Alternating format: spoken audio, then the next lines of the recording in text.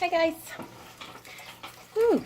Glasses in the hair makes my hair look crazy. So I wanted to come on real quick and do Diane Jarecki's really cute Easter tag video, which is called Happy Easter Fool's Tag. Since Easter and April Fool's Day falls on the same day this year, she just created this cute little tag to kind of go along with that, which I thought was really cute. I'm going to use my ETA Tarot, which is one of the decks that I want to use for April. So, my phone is horrible at focusing today. It's probably because my hair is like, whew, fuzz hair today. It's driving me crazy because it dried and I didn't do very much with it. So this is because I was on doing my tarot study. All right. Whew, that's so sad. All right. It's going to get bigger as I mess with it. So I'm going to stop. Try to. Okay. So this was a cute tag to do. And I appreciate Diane coming on to say what it is. It's a cute little 4-card spread. And the first question is, in what way, look at my hair I'm shedding, am I fooling myself? Which, of course, is always a wonderful thing. Sometimes you don't want to know what way you're fooling yourself. So we will see here. So in what way am I fooling myself? Ooh, the 3 of Wands. So, in what way am I fooling myself? I would say, in some ways, it's funny to me. Everything, Wands, I tend to go immediately to work or business life, which it isn't always, but for me, it tends to be that a lot now. And so I would say in the way that I'm fooling myself is I feel like with this new business, my witchy shop, that in my head I feel like I'm almost ready. I'm almost there. I've done the planning and stuff, so now I'm kind of looking to move on to the next step. And what exactly is it? I feel like I have a lot of this stuff done though, that I have begun to plan and straighten things out, and I think there's probably a big difference in what I have done, which is hoard stuff that I think is good for the shop and plan business-wise, because I'm not good at the planning part. I'm probably counting on my husband a lot to do the actual business planning part. I just want to do the fun part. So I'm probably fooling myself that I have a plan kind of set in motion, and to me I'm a lot further along in my plan than I probably am. What surprises does April hold for me? It's a very good question. Oh, here we go. Okay, King of Wands. So if you have been following my tarot study at all, you know that the court cards to me are very elusive. To me, I'm like, court cards either are a person or it's this thing. So this is something I'm actually going to turn to the book here for, which I really love this tarot deck, and this book is very good. So what surprises does April hold for me? I would like to phone a friend. Here we go. King of Wands.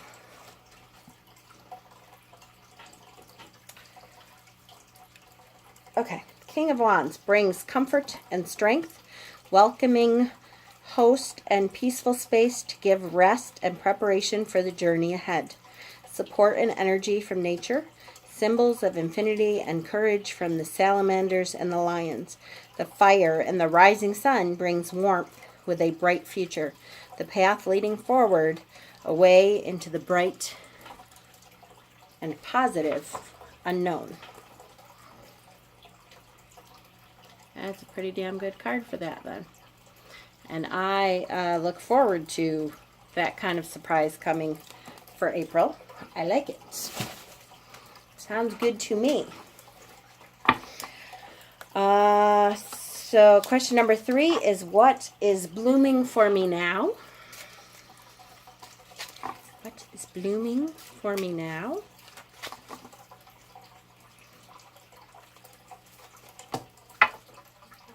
Here we go again. Queen of Swords. Okay, so what I know of the Queen of Swords, I'll try not to pull out the book for all of my, oh, come on, only if my phone decides to cut the shit.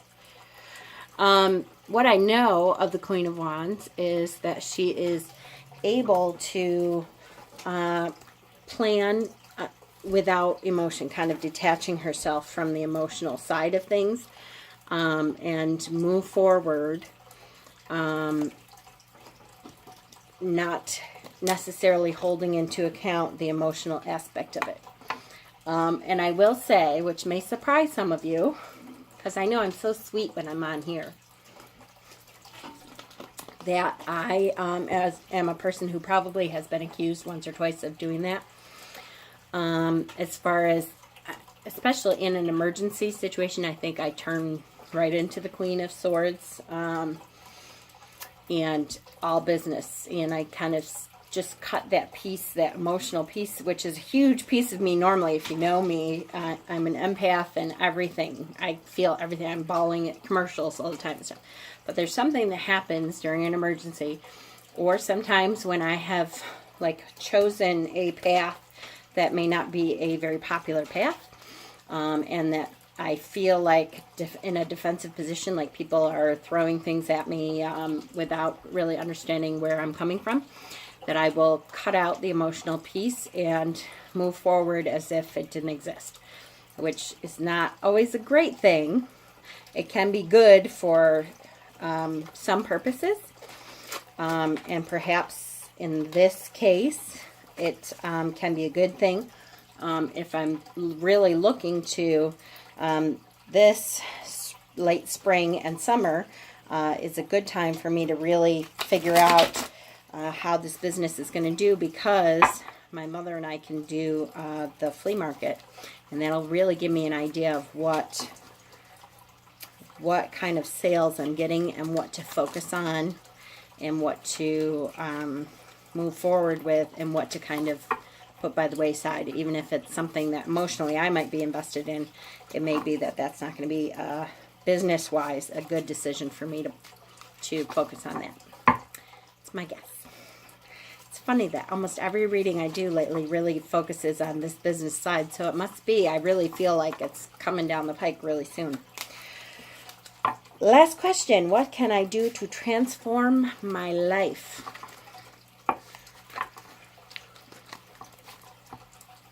Sorry, I'm getting stuck with my shuffling here. Right. Strength. So, what can I do to transform my life? Strength is something that I have always been able to, okay, I hate that my phone sucks right now, sorry. I have always been able to pull that from someplace. I have been through things in my life that I have not felt very strong.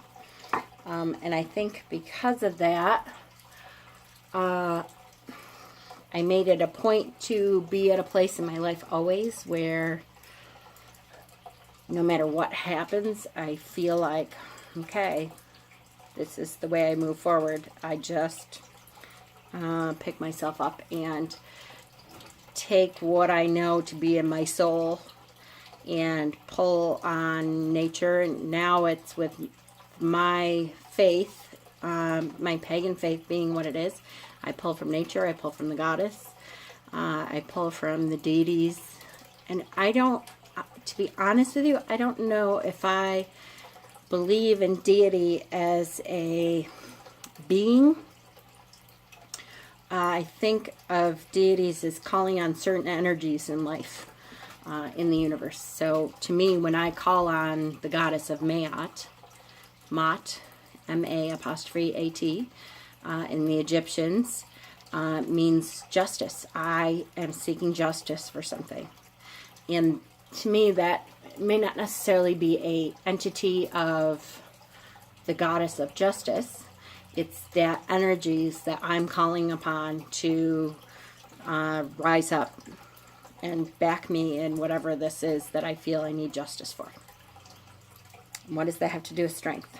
Sorry, I end up going on rants, kind of. Because I think it starts internally. I think that energy starts internally. And I've talked before about spells. When I do spell work, to me, it is just an energetic boost. So I'm saying I'm going to put this energy of strength out. I'm going to reach down inside me and pull that out. And once I decide that I have that, I'm going to add rosemary and probably olive oil and lotus seed, and put that together in an incense that when I burn it will put more strength energy out into the universe to attract that strength energy that I need to get through this situation. So I think I can do more of that and pull even more internally and believe in those energies that I'm releasing, that the law of attraction scientifically says that's what I will get back. And sometimes I think I forget that. I forget that I already have that inside myself, and I just need to portray that enough that that's what I'm attracting. Yay! I loved this spread. This was great. So thank you, Diane, for putting out this spread, and I hope everyone's Easter has been wonderful and your hair is not frizzy as mine is. I hope everyone has had a great weekend. Blessings.